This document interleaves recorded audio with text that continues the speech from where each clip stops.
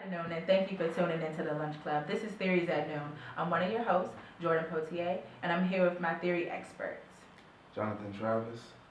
Tayjuana Lee. And Alexis Keith. Now today we're going to be discussing the image repair theory, but I have all the experts here with me, so before going into that, we're going to need a little bit of background information about the theory. Image repair theory derives from two theories. Could you tell me what those are? You're the expert. all right. Let me help her out. The two theories are apologia theory and accounts theory. The apologia theory is a formal defense or justification of an individual opinion, position, or action for their wrongdoing. Accounts is a statement made by an individual or an organization to explain unanticipated or transgressive events. Now, Dr. Benoit, and his colleagues created this theory to focus on the options that an individual or organization has once their image has been broken down or tarnished in order to restore their image. Instead of just giving, an answer to how you do it, we give you options in order for you to fix it, and you help us choose to make it better and to make the public happy. So, Miss Lee, I know you have like another historian gig somewhere. Yes, so everybody wants to know about Dr. William Benoit. Okay, so we'll be seeing you next time. Thanks for having me. Thanks for coming. Welcome back to the Lunch Club. Thanks for tuning back in with us.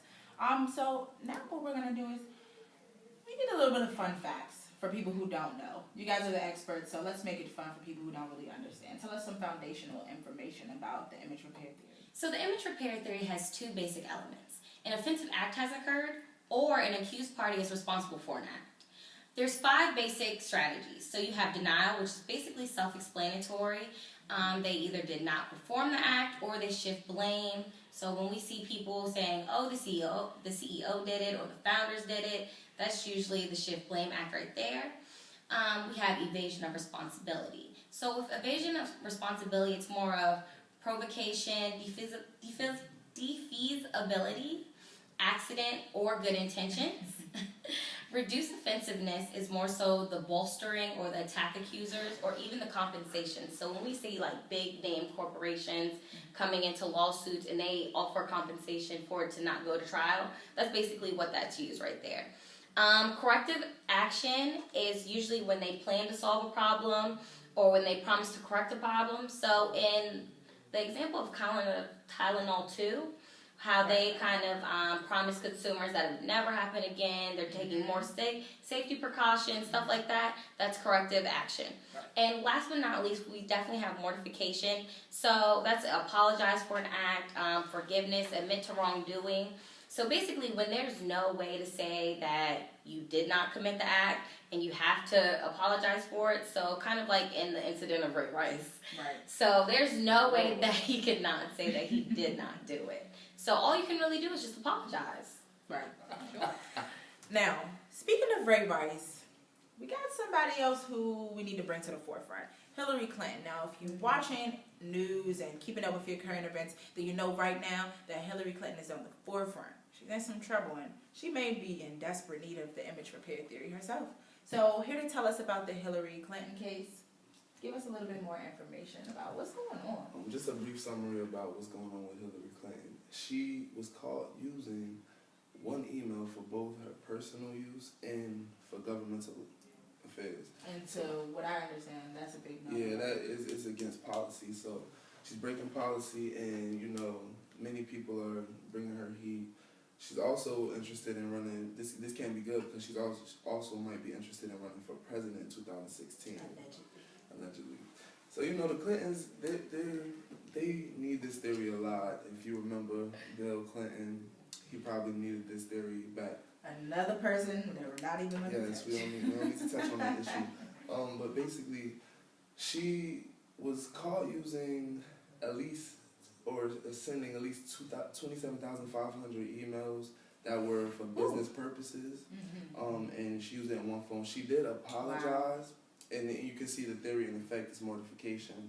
But more so she used evasion of responsibility. I feel like I should be writing this stuff. Yeah. So she doesn't deny that she didn't use the emails, but she says there's nothing to find.